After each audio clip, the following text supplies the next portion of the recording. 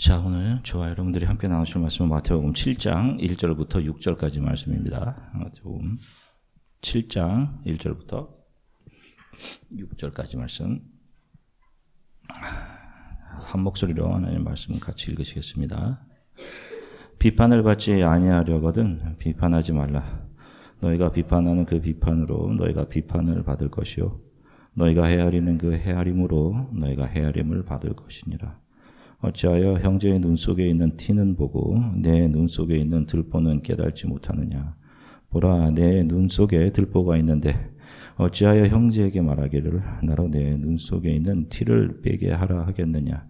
외식하는 자여, 먼저 내 눈 속에서 들보를 빼어라. 그 후에야 밝히 보고 형제의 눈 속에서 티를 빼리라. 거룩한 것을 개에게 주지 말며 너희 진주를 돼지 앞에 던지지 말라. 그들이 그것을 발로 밟고 돌이켜 너희를 찢어 상하게 할까 염려하라. 아멘. 할렐루야. 자, 여러분 한 주간 동안 평안들 하셨습니까? 예. 자, 우리가 지난주 염려에 대한 말씀에 이어서 오늘 예수님께서 말씀하시는 비판에 대해서 우리 함께 말씀을 나누도록 하겠습니다. 자, 비판하지 말아라. 너희가 비판하는 그 비판으로 너희가 비판을 받게 될 것이다. 이렇게 말씀하셔요. 근데 여러분, 우리가 잘 생각해 보면, 우리는 살아가면서 거의 매일 내 생각과 다른 사람들에 대해 비판을 하며 살아갑니다. 비판이 늘 일상화되어 있죠. 자, 여러분들은 자기 스스로에 대해서 어떻게 생각하십니까? 여러분들은 어떤 제도나 어떤 정치나 또 다른 사람들을 자주 비판하시는 편이십니까? 여러분들 가정에서는 어떠세요? 아내나 남편들 서로 상대방을 자주 비판하는 편이십니까? 자, 우리가 무엇인가를 비판할 때 그 비판의 기준은 자기 주관인 경우가 대부분입니다. 물론 본인은 객관적으로 판단한다라고 말하기도 하겠지만 그 객관적이라는 것 역시 자기가 배우고 경험한 것에 의할 것입니다.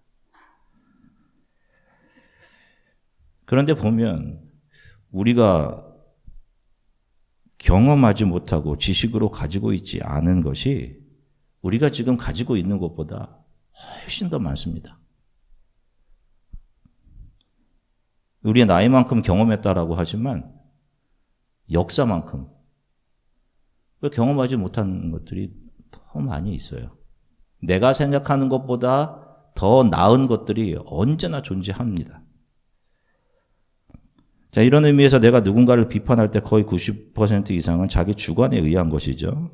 내 마음에 들지 않는 것입니다. 자, 세상에서도 이렇게 자기 기준에 의해서 다른 사람들을 비판하고 또 훈계하는 사람들, 자기 경험에 의해서 또 뭐 있죠 또? 나 때는 이렇게 하는 사람들을 뭐라고 부르죠? 두 글자로? 꼰대. 꼰대. 누가 이렇게 꼰대다 이렇게 얘기하면 좋은 단어로 좀 들리세요? 별로 좀 좋지 않은 그런 단어로 들리지 않습니까? 자, 오늘 예수님께서 비판하지 말라고 하신 그 비판의 앞에 보시면 그리스어는 크리노라고 합니다. 그래서 크리티시즘 이런 단어가 나왔는데 영어 성경에서는 이것을 이제 오늘 보면 저지로 이렇게 해놨어요. 번역을 해놨어요. 근데 이 크리노라는 단어는 평가하다, 구별하다, 나누다 이런 의미가 있어요.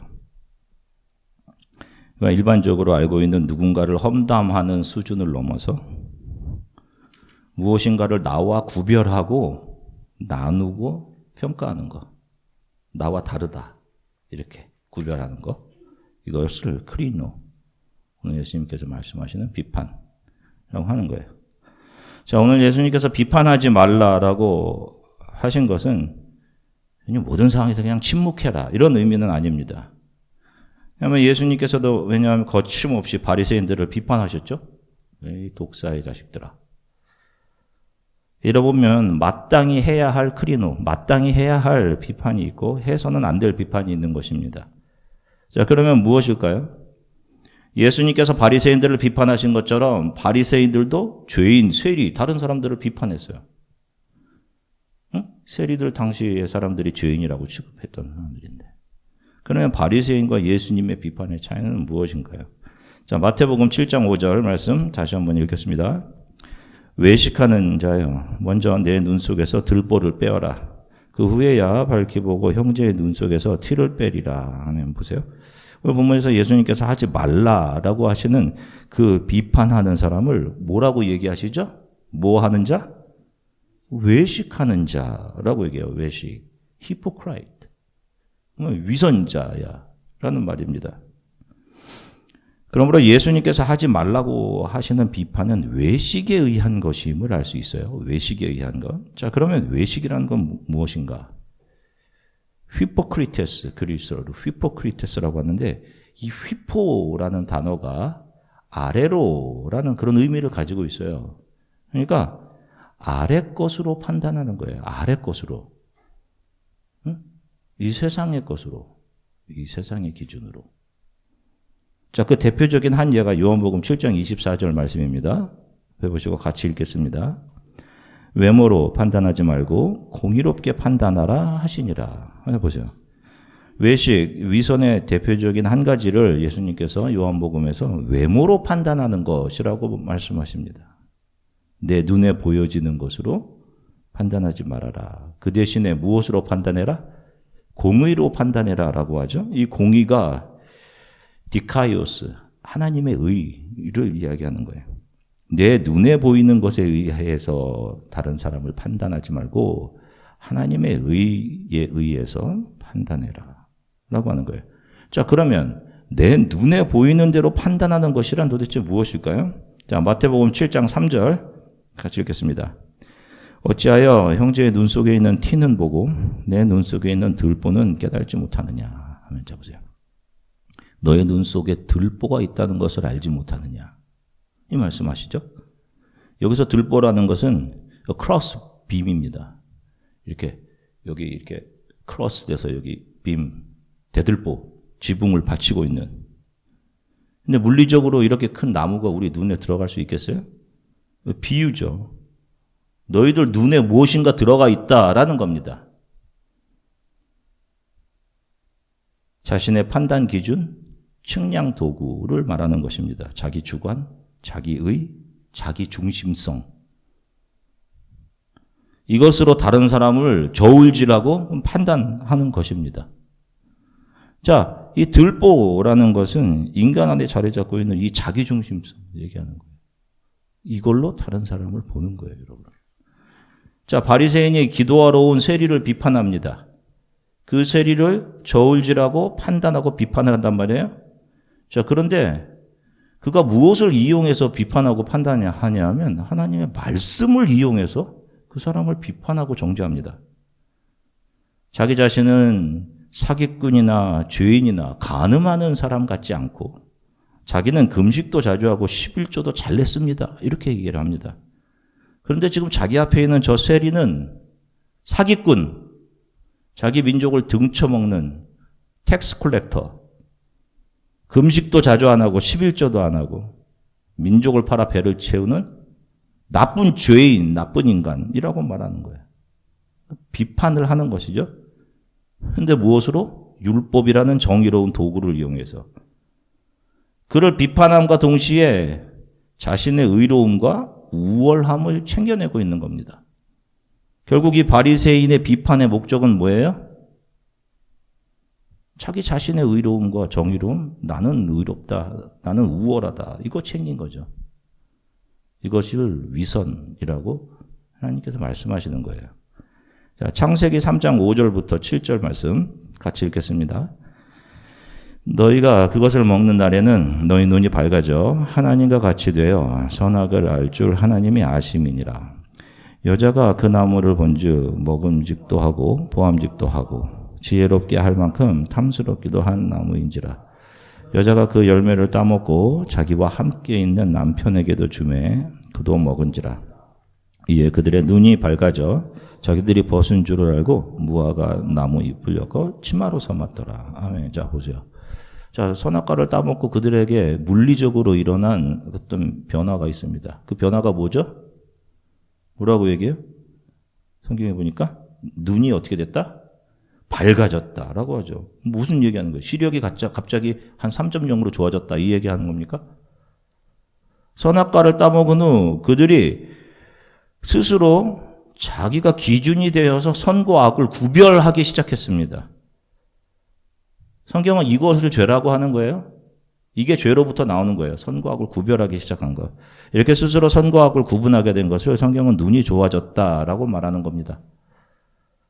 자기 자신이 저울이 되어서 다른 사람들을 재고 측량하고 자신의 기준에 맞지 않으면 비판하고 잘라내고 재단하고 하는 것. 이런 사람들을 오늘 예수님께서는 자기 스스로 잘 본다라고 하는 사람들이라고 이야기하시는 거예요. 자, 요한복음 9장 39절서부터 41절 같이 읽겠습니다.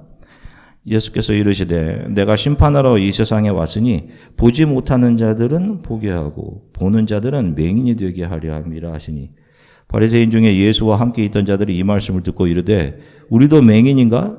예수께서 이르시되 너희가 맹인 되었더라면 죄가 없으려니와 본다고 하니 너희 죄가 그대로 있느니라. 아멘. 자 보세요. 나는 잘 보고 있는데 내가 못 본다고 하면 너희 죄가 사해졌을 텐데 잘 본다고 하니까 너희 안에 죄가 그대로 있는 거야. 그게 뭐예요? 그게 뭘 얘기하는 겁니까?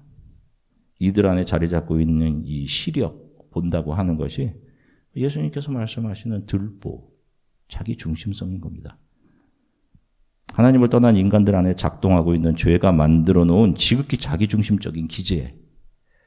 이것이 사람 안에서 엄청난 죄의 힘을 발휘합니다. 이것이 그들의 마음, 눈 안에 자리 잡아서 모든 것을 자기 중심성이라는 기제를 보고 이걸 통해 보고 판단하게 한단 말입니다. 저와 여러분들이 그렇게 지금 그런 상태인 거예요. 사람이 누군가를 비판할 때 많은 경우 그 비판이라는 것은 열심을 통해 나옵니다. 열심 없는 사람이 다른 사람 비판하지 않잖아요. 열정과 지식, 경험을 갖춘 사람들이 예리하게 자기가 가진 것을 가지고 다른 사람들을 비판해요. 교회 안에서도 종종 보죠. 열심을 내는 분들이 있어요. 이제 그분들이 자신이 한 열심을 가지고 그렇지 못한 사람들을 비판을 한단 말입니다. 그런데 실은 무엇을 챙기고 있는 거예요? 나 잘한다, 내가 우월하다, 그러니 나 좀 칭찬해줘라. 이런 자기의를 챙기는 거란 말입니다. 자기 상을 이미 받은 거. 특히나 타락한 인간의 자기 중심성이 열심과 만나게 되어서 쏟아내는 이 비판이라는 것은요. 정말 이게 손에 이게 보이는 무기가 아니라서 그렇지 정말 날카로운 칼과 같아서 이것을 받는 다른 사람들의 마음을 찌르는 흉기가 됩니다. 그래서 자기 중심성이라는 들보를 가진 모든 인간들은 상대방을 그렇게 찌르고 아프게 해서 거반 죽여놓아야 거기서 자신의 가치, 정의로움, 우월감이 드러나기 때문에 이 비판을 계속하는 겁니다. 우리가 행하는 비판 안에는 자기 우월감이 독사처럼 숨겨 있는 거예요, 여러분. 자, 로마서 10장 2절부터 3절 같이 읽겠습니다.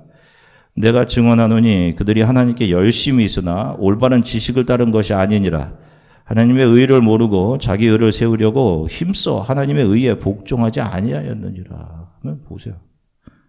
하나님을 섬긴다고 하는데 하나님을 섬긴다고 하는 사람들, 교회 안에서도 열심을 내는 사람들 많잖아요. 근데 뭐라고 합니까? 올바른 지식을 따라 한 것이 아니다 라고 하시죠. 올바른 지식이라는 것은 은혜를 말하는 겁니다. 은혜. 이게 올바른 지식이란 말이에요. 교회 안에서의 모든 섬김, 봉사, 헌신의 일들은 하나님의 은혜에 대한 반응으로 나와야 된단 말입니다. 근데 그것을 열심을 통해 해보려고 하는 사람들은 한동안 자기 탤런트와 경험과 지식으로 열심을 내지만 결국에 어떻게 돼요? 결국에 거기에서 자기 칭찬을 어떻게 해서든지 챙겨내려고 한단 말이에요. 그래서 이들에게는 눈에 보이는 성과가 중요한 겁니다. 성과. 그래서 자신이 낸 열심이 없는 그런 사람들에게 비난의 화살을 쏘아내는 거죠. 한 거 아무것도 없어 보이는데. 그러니까 결국 이들은 자기 자신을 반사해내고 있는 거죠.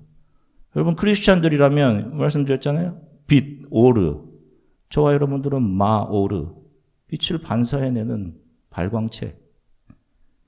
예수 그리스도를 반사해내야 되는 건데 마치 여러분 스스로 나를 반사해내고 있으면 안 되잖아요. 응? 여러분들은 나를 알아줘야 합니다 하면 안 되는 거잖아요.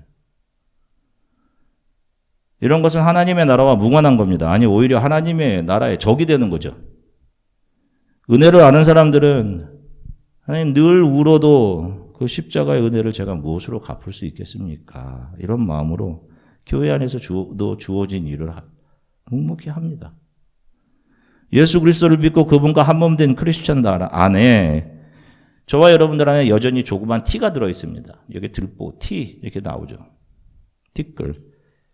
저와 여러분들에게 이게 있어요. 그래서 자신들 안에 이 티끌이 있는 것을 알기 때문에 자신의 약함과 부족함이 있기 때문에 이거 예수 그리스도의 발 앞으로 가져나가는 겁니다. 이 사람들은. 티끌을 가지고 있는데 이거 가지고 예수님 앞에 나가는 거예요. 내가 이렇습니다. 이 사람들이 크리스찬인 거예요, 여러분. 아이고 저거 티끌 가지고 있네. 저거 티 가지고 있네. 그 사람이 예수 그리스도께 나가고 있는 사람이면 지적하는 그 사람, 이 사람이 진짜 크리스찬인 거예요. 사도 바울은 이것을 뭐라고 표현했어요? 자기 안에 있는 가시라고 표현을 합니다. 내 안에 있는 연약함. 크리스찬은 이걸 아는 사람들인 겁니다, 여러분. 성과를 내는 사람들이 아니라 이거 아는 사람들. 여러분들 안에 무엇이 있다고 생각하십니까? 그게 연약함이면 그래서 예수님 앞에 자신의 연약함을 날마다 아뢰고 있으면 그 사람 하나님 앞에서 귀한 거예요. 여러분 부족하고 연약하지만 잘하고 계신 거예요, 여러분. 신앙생활을 잘하고 계신 겁니다. 연약함 가지고 예수 그리스도 앞으로 나가고 계신다면. 반대로 예수께서 나에게 행하신 은혜, 용서와 참아주심, 긍휼에 대한 감사가 아니라 자신의 지혜와 탤런트로 열심을 내왔다면 그에게서 나오는 것이 무엇이겠어요, 여러분? 긍휼이 아니라 성과겠지. 그에게는 자신의 열심이 자기 중심성, 들보, 이게 자기 안에 있는 거예요. 그 들보를 통해 다른 사람을 보는 겁니다. 그래서 누군가의 연약함이 티가 들보로 보여지면 그런 열심은 수십 년을 계속해도 하나님 앞에 인정될 것이 아무것도 없는 죽은 뼈들의 행진에 불과한 겁니다.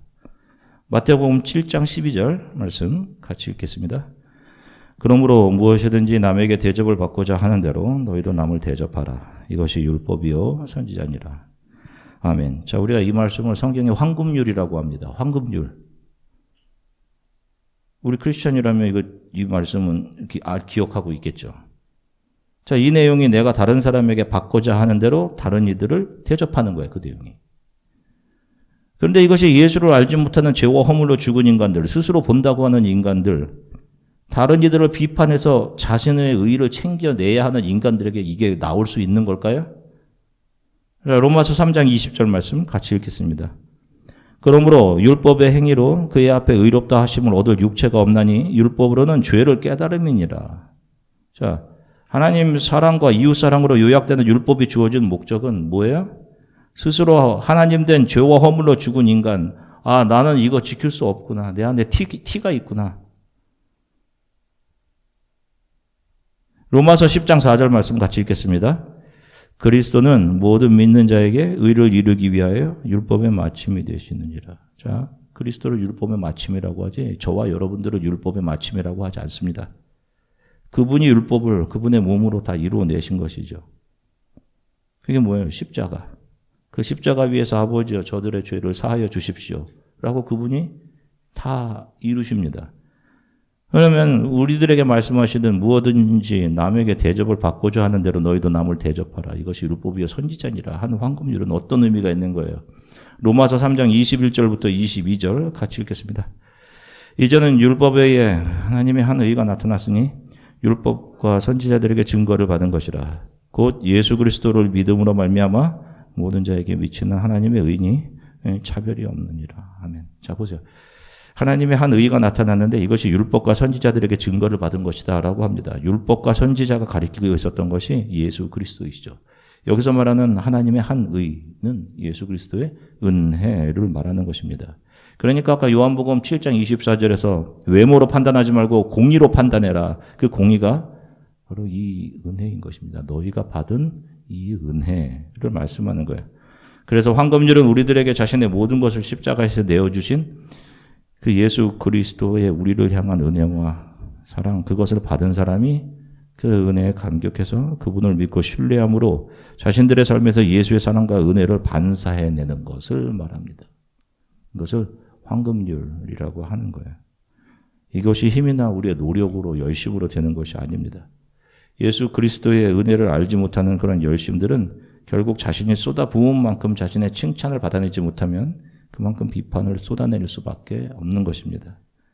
그러니까 그러면 우리는 다른 사람들이 말씀에서 벗어나가고 있는 것을 볼 때 아무 말도 하지 말아야 하는 것입니까? 라고 말씀하실 수 있어요. 아닙니다. 우리는 교회의 하나됨을 흔들고 말씀에서 멀어져가는 사람들에게 얼마든지 권면할 수 있습니다. 그럴 때는 기준이 있어요.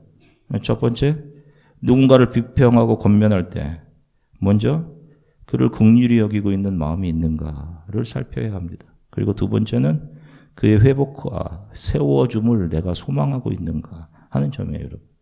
가정에서도 마찬가지입니다, 여러분. 남편과 아내 서로 비판할 때 내가 이 상대방을 긍휼히 여기고 있는 마음이 있는가 이런 것들을 먼저 보셔야 합니다.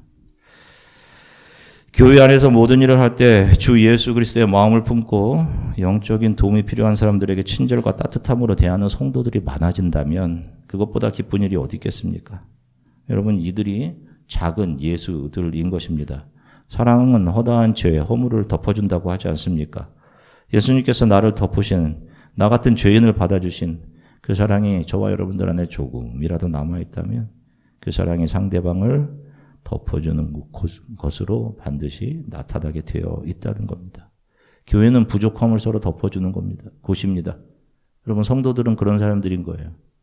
어느 곳에 있든지 상대방의 부족함을 드러내는 것이 아니라 부족함을 덮어주는 것. 그러나 오해를 하지 마십시오.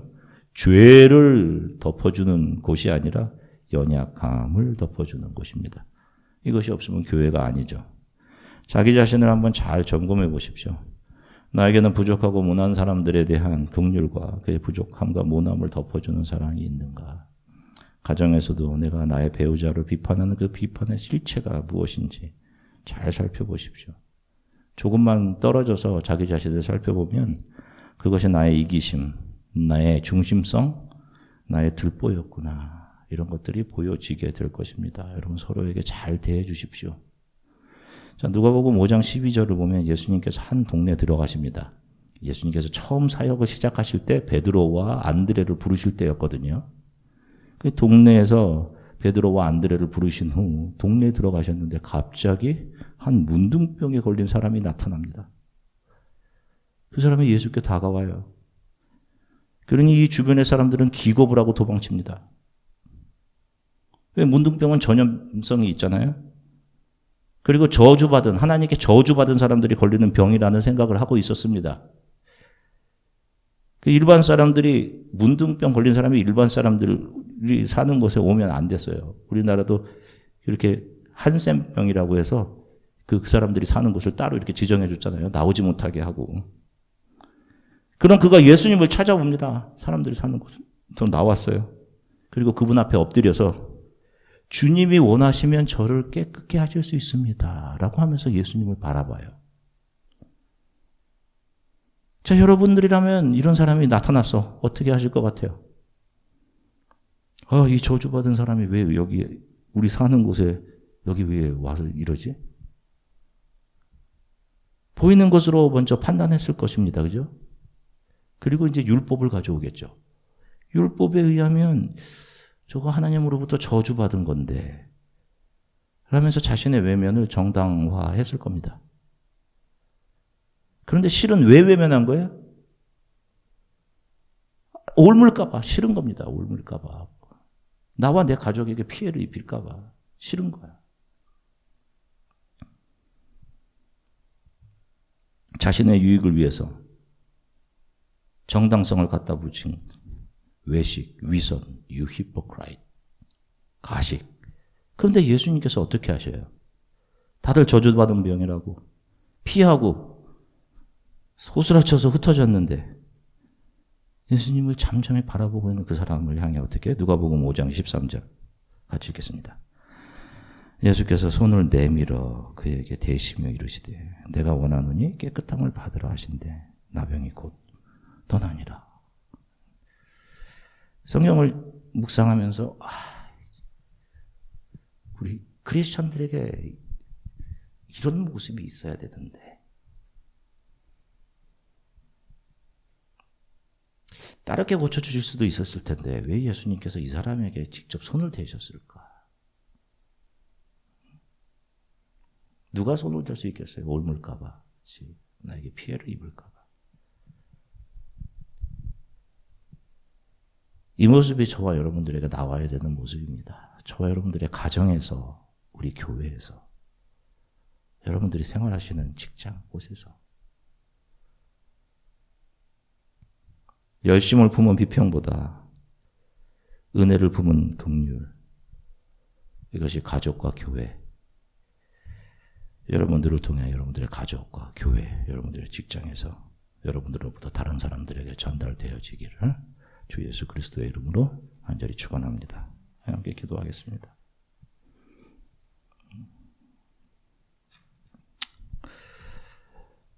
하나님의 은혜를 말하고 또 긍휼이 되어야 하는데 하나님 제가 그렇게 하지 못했습니다.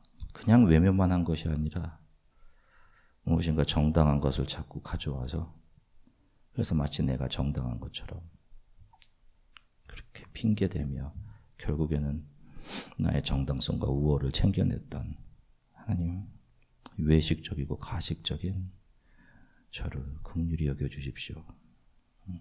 기도했으면 좋겠어요. 열심이 아닌 은혜에 의해서 다른 사람들을 긍휼로 바라봄이 있게 우리 가정에 우리 가정 모든 식구들이 또 우리 교회 식구들이 서로를 그렇게 대하는 그런 크리스찬 되게 해주십시오. 우리에게 함께 기도했으면 좋겠습니다. 함께 기도하겠습니다. 사랑해 주님 참 감사합니다. 주님 오늘 비판하지 말아라 라고 하신 말씀에 담긴 의미들을 하나씩 하나님 말씀을 통해 살펴보았습니다. 결국 우리 안에 있는 들보가 있음을 죄로 인해서 자기중심성이라는 것이 들어있는 그것이 우리 안에 있음을 알지 못하고 다른 사람들의 티를 고발하고 비판하고 정죄했던 하나님 우리들의 연약함과 우리들의 잘못을 용서해 주십시오. 주님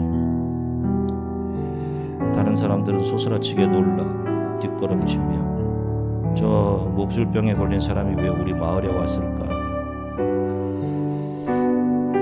그가 예수님을 주님 저를 깨끗게 하실 수 있습니다 라고 바라보았습니다. 주님 피하지 않으시고 그에게 다가가 그에게 손을 대시며 그를 만지시고 긍휼히 여기시며 그를 고쳐주셨습니다. 이런 예수 그리스도의 모습이 저와 오늘 예배드리는 우리 주안의교회에 속한 또 온라인으로 예배드리는 모든 성도들에게 이런 그리스도의 모습이 나타나게 해주세요. 가정에서 우리가 일하는 곳에서 교회에서 이런 긍휼의 모습들이 우리를 통해 나타나게 하나님 도와주시기 원합니다. 감사드립니다. 주님 예수 그리스도 이름으로 기도드립니다.